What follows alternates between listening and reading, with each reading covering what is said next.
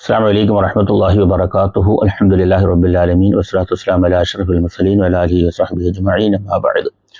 അള്ളാഹു സുബ്ഹാനഹു വ തആല നമ്മെ എല്ലാവരെയും അവരുടെ ഇഷ്ടദാസന്മാരിൽ ഉൾപ്പെടുത്തി അനുഗ്രഹിക്കട്ടെ. നമ്മളിൽ നിന്ന് വന്നുപോയ പിഴവുകൾ അള്ളാഹു വിട്ടുപുറത്ത് മാഫാക്കി തരുമാറാകട്ടെ. നമ്മളിൽ നിന്ന് മൺമറഞ്ഞ നമ്മുടെ മാതാപിതാക്കൾ, ഉസ്താദുമാർ, സഹോദരി സഹോദരന്മാർ, ബന്ധുമിത്രാദികൾ, ഇഷ്ടജനങ്ങൾ, കൂട്ടുകാർ, കുടുംബക്കാർ എല്ലാവർക്കും അള്ളാഹു മഗ്ഫിറത്തും റഹ്മത്തും കൊടുത്തവർ ഖബർ ജീവിതം അള്ളാഹു സന്തോഷത്തിലും റാഹത്തിലുമാക്കട്ടെ. സ്വർഗത്തിൽ നിന്നൊരു വാതിൽ അവർ ഖബറിലേക്ക് അള്ളാഹു തുറന്നു കൊടുക്കട്ടെ. അൽ മവാഹിബുൽ ജലിയ അതിൽ നിന്ന് സതുപദേശം എന്ന ഭാഗത്തിന്റെ 9-ാം ഭാഗമാണെന്ന് പാരായണം ചെയ്യുന്നത്. ഇത് രചിച്ച ബഹുമാനപ്പെട്ട തഴവ ഉസ്താദ് നവ്വർ അല്ലാഹു മർഖദുഹു അവർക്ക് സ്വർഗത്തിൽ ഉന്നതമായ ദറജ കൊടുത്ത് അള്ളാഹു അനുഗ്രഹിക്കട്ടെ.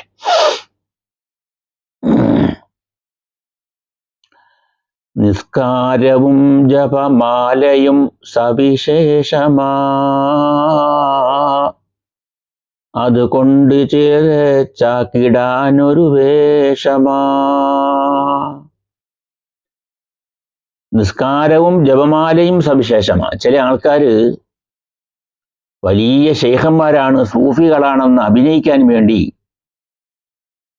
ചിലര് കൈവിരൽ 10 വിരലേ ഉണ്ടെങ്കിലും 10 വിരലിലും മോതിരം ഇട്ട് വെള്ളിയുടെ മോതിരങ്ങളൊക്കെ മേടിച്ച് 5, 10, 15, 20 രൂപയൊക്കെ കൊടുത്തിട്ട് മോതിരങ്ങൾ വാങ്ങിച്ച് 5ഉം 10ഉം വിരലുകൾ ഇടും. ഭയങ്കരമായ തസ്ബീഹ് മാലകൾ കഴുത്തിലിടും, കയ്യിലും ഉണ്ടാവും. ഒരു പച്ച തുണിയും പുറത്തൂടെ ധരിക്കും. ഇത് കണ്ട് ജനങ്ങൾ വഞ്ചിതരായി ഏതോ വലിയ ഷെയ്ഖാണ് അല്ലെങ്കിൽ ഏതോ വലിയ സൂഫിയാണെന്നും പറഞ്ഞ് അവരെ ചുറ്റും കൂടും. അറിവുപരമായി അവർക്ക് യാതൊരു വിധമായിക്കൊന്നും ഉണ്ടാവില്ല. ഇബാദത്ത് പരമായും അവർ പിന്നിലായിരിക്കും.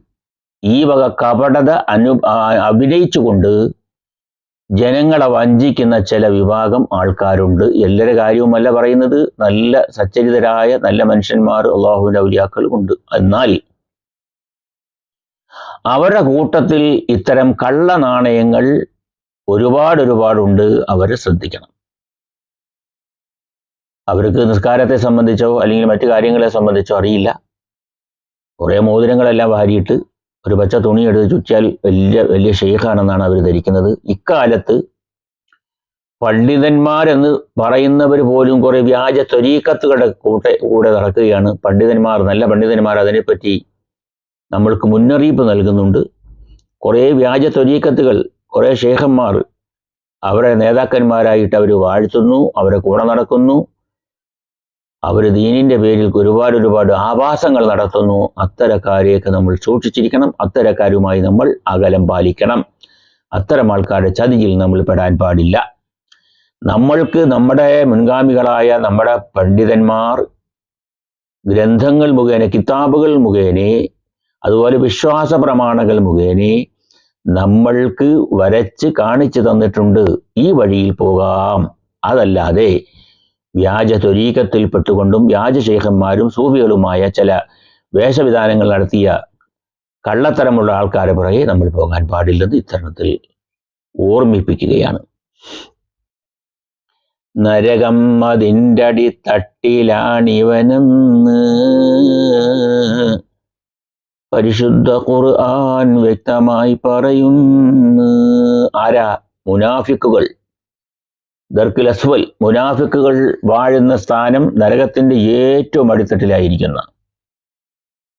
പുറമേ അവര് അഭിനയിക്കും, സത്യവിശ്വാസികളാണ്, നബിയുടെ ആൾക്കാരാണ്, മുത്തുനബിയുടെ ആൾക്കാരാണ്, മുസ്ലിങ്ങളാണ് എന്നൊക്കെ പറഞ്ഞ്. പക്ഷേ യഥാർത്ഥത്തിൽ അവരെന്താണ്? അവരുടെ ഉള്ളിലുള്ള വിശ്വാസം വേറെയാണ്. കള്ള മാർഗമാണ് അവർ സ്വീകരിക്കുന്നത്. അങ്ങനെ മുനാഫിക്കുകളായ കപടവിശ്വാസികളായ ആൾക്കാർക്ക് പാർക്കാൻ അള്ളാഹു സജ്ജീകരിച്ചിരിക്കുന്നത് നരകത്തിന്റെ ഏറ്റവും അടിത്തട്ടിലാണ് എന്ന കാര്യം നമ്മൾ ഓർക്കേണ്ടതാണ്, മനസ്സിലാക്കേണ്ടതാണ്. ചതിച്ചാൽ അവൻ നമ്മിൽ പെടുന്നില്ലെന്ന വിധി ചെയ്തതും തിരുമുസ്തഫ നബി തന്ന. ചതി അതൊരിക്കലും പാടില്ല. ഏത് ആൾക്കാരോടാണെങ്കിലും ചതിക്കുക എന്നത് വലിയ കുറ്റമായിട്ട് ഇസ്ലാം കാണുന്നു. അത് ആരോടാണ്?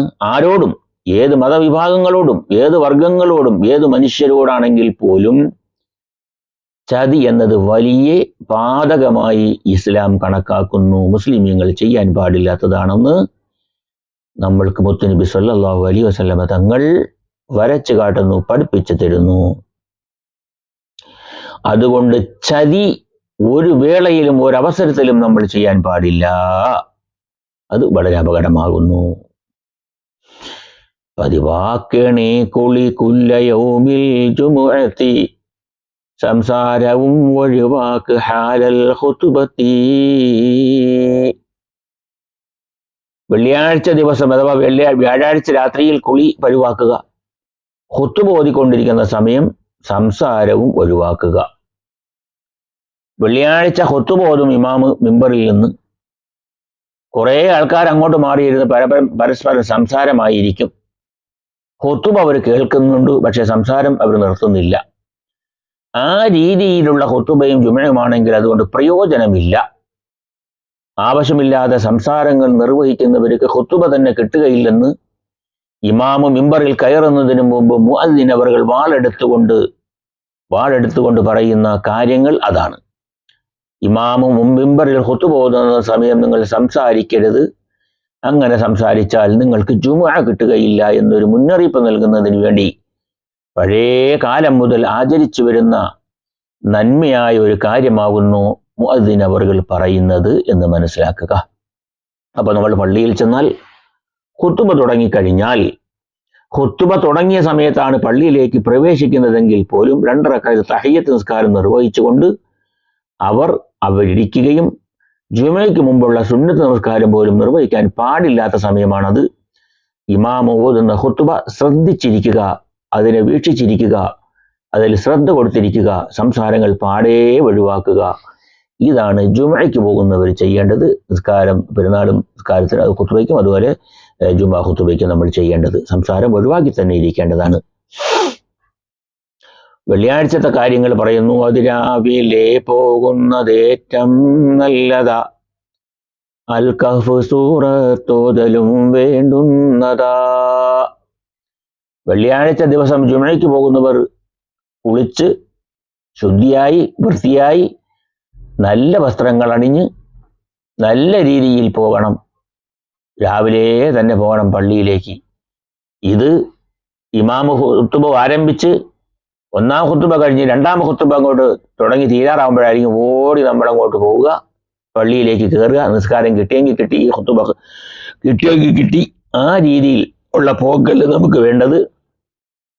ജുമയ്ക്ക് നമ്മളൊന്ന് തയ്യാറെടുത്ത് കുളിച്ച് വൃത്തിയായി നല്ല വസ്ത്രം ധരിച്ച് നേരത്തെ തന്നെ പള്ളിയിൽ പോയി സഫുകൾ കെട്ടി നമ്മൾ ഇരിക്കേണ്ടതാണ്. ജുമയെ പ്രതീക്ഷിച്ചുകൊണ്ട് തന്നെ നമ്മൾ ഇരിക്കണം.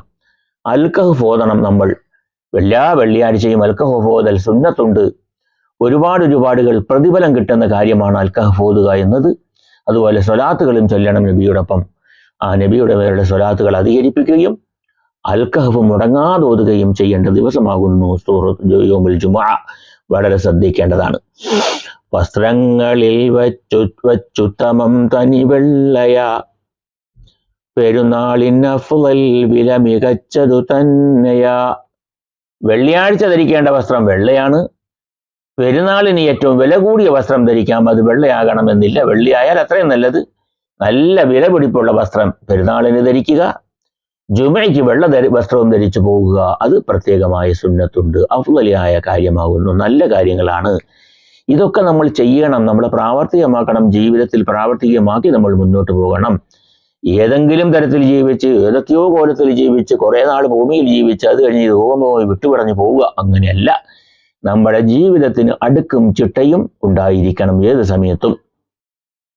രാവിലെ എഴുന്നേൽക്കുന്നത് എപ്പോഴേ, ഉറങ്ങാൻ കിടക്കുന്നത് എങ്ങനെ, ഉറങ്ങാൻ കിടക്കുന്നതിന് മുമ്പ് എന്തൊക്കെ ചൊല്ലേണ്ടതുണ്ട്, ഏത് രീതിയിലാണ് കിടക്കേണ്ടത്, ഉറക്കത്തിൽ നിന്ന് എഴുന്നേൽക്കുമ്പോൾ എന്ത് ചൊല്ലണം, ഏത് രീതിയിൽ എഴുന്നേൽക്കണം, ഇതൊക്കെ നമ്മുടെ ജീവിത ചര്യയായിട്ട് മാറ്റണം. നമ്മുടെ ജീവിതത്തിന് ബർക്കത്തുണ്ടാകണമെങ്കിൽ അതൊക്കെ നമ്മൾ പാലിക്കേണ്ടതാകുന്നു.